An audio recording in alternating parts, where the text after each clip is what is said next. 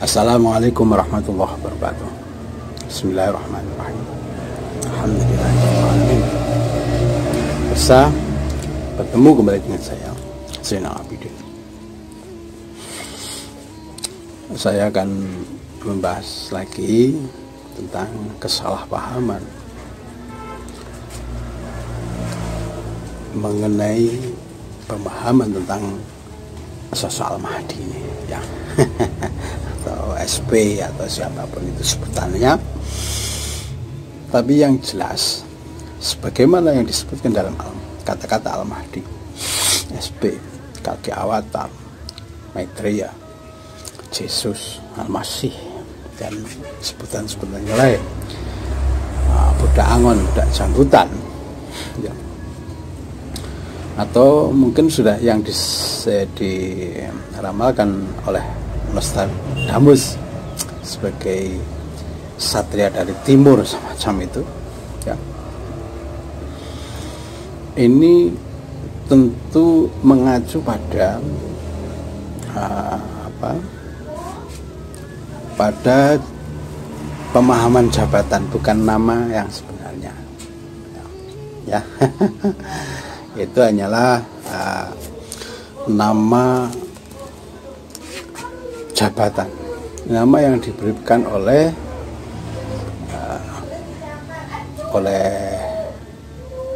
semua umat dalam memahami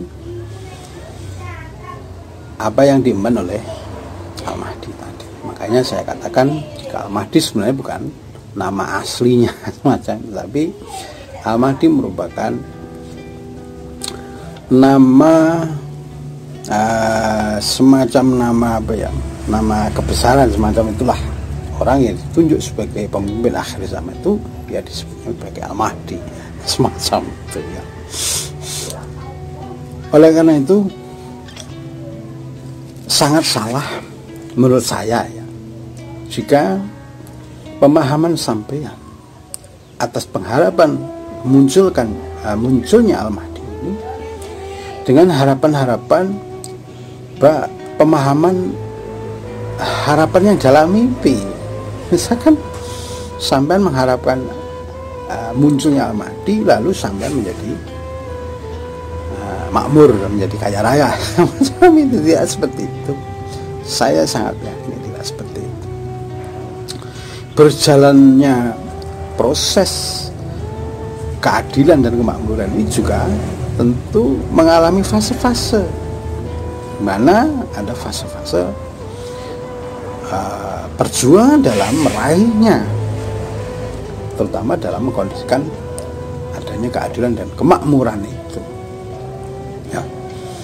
Tentu ini tidak bisa serta-merta saat ini. Misalkan dimunculkan Al-Mahdi di tahun 2021 ini, lalu cukup besoknya adil dan makmur, tidak seperti itu. Makanya sering saya katakan ini merupakan kesalahpahaman pemahaman tentang pengharapan sampean dengan kemunculan Al-Mahdi, ya.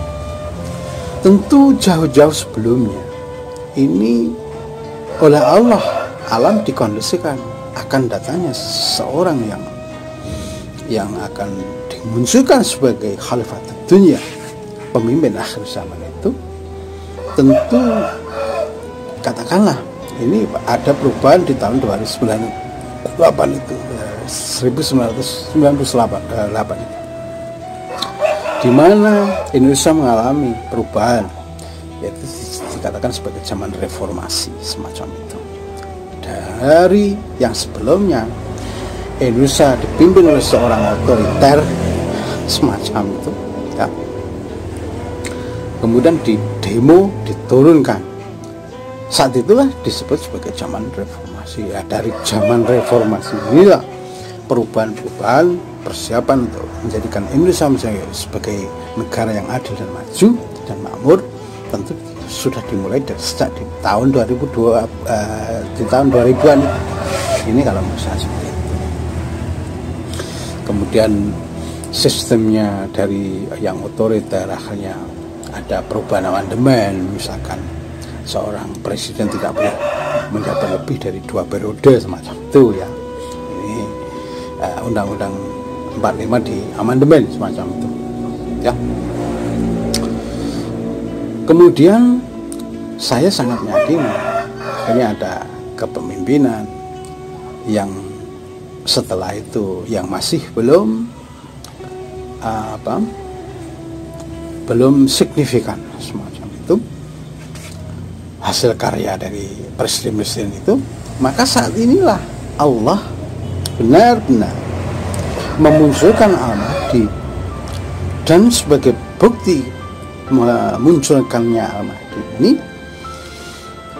terutama Indonesia ini dijadikan model implementasi dari kemunculan Al-Mahdi. Sebab saya sangat yakin dimunculkannya Al-Mahdi di tanah Nusantara ini. Lalu jika kemunculannya tidak katakan tidak diperlihatkan kepada semua orang, lalu apa yang menjadikan patokan bahwa saat ini benar-benar sudah dimunculkan Al-Mahdi? Sering saya katakan dalam pemahaman hadis misalkan ya, sudah merangkak-rangkak di atas salju berbait Allah semacam itu. Karena di tahun 2010 yang lalu Jazirah Arab ini turun salju macam itu. Kemudian di Jangka Jayabaya dikatakan besok ya nero sasuratun dan demil kono dan salamu salam ono banyu abang rupane. Ini sudah terjadi di tahun 2010-an yang lalu. Makanya saya katakan bahwa kemunculannya ini benar-benar sudah muncul dari tanda-tanda alam semacam itu. Jika banyak narator sesepuh yang mengatakan di tahun 2021 ini kemunculan Al-Mahdi, saya sangat yakin bukan kemunculannya tetapi hijrahnya Al-Mahdi menuju zaman yang benar-benar benar-benar ke arah keadilan dan kemakmuran semacam itu yang lebih baik ya. Misalkan ya saat ini sudah tidak banyak ada demo-demo sehingga pemerintah bisa fokus menjalankan visi misi untuk meraih nawacita, untuk memenuhi janji kampanyenya nawacita yang sudah dikampanyekan dulu semacam itu. Sehingga jika tidak ada yang merecoki ini benar-benar berjalan secara baik dan tidak banyak halangan semacam itu, sehingga pemerintah bisa fokus dia untuk menjadikan nawacita ini sebagai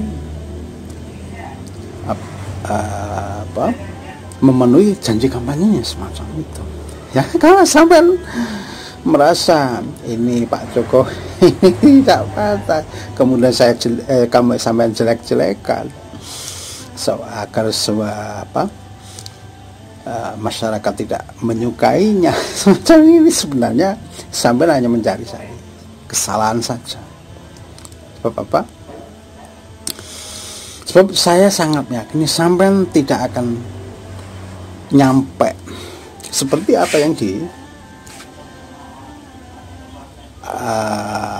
dilakukan oleh Pak Jokowi ya,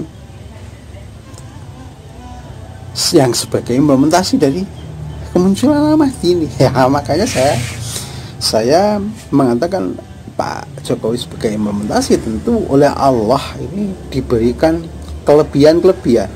Misalkan dari 5 pemilihan baik pilkada maupun pilpres, Pak Jokowi selalu dimenangkan. Ini bukti bahwa ini merupakan implementasi kalau menurut saya semacam itu ya. Jadi tidak kaleng-kaleng semacam itu.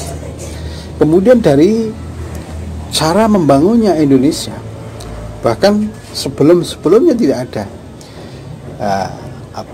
di mana negara pulau yang terluar, ya, terdepan dan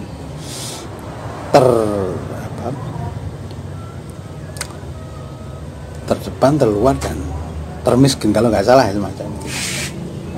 Ini sebagai Belanda untuk menjadikan prioritas pembangunan di dalamnya ini. Makanya PLBN, SEKAU dan fasilitas batas negara yang lain sangat diperbaiki dan menjadikan Indonesia masyarakat menjadikan bangga sebagai warga rakyat Indonesia.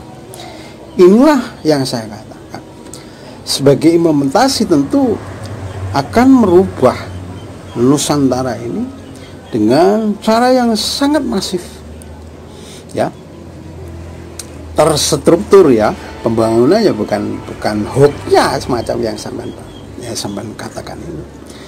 Bahkan sampean hanya mencari-cari kesalahannya saja yang benar-benar tidak becus bekerja di hadapan sampean tidak pernah protes dan tidak pernah mengingatkan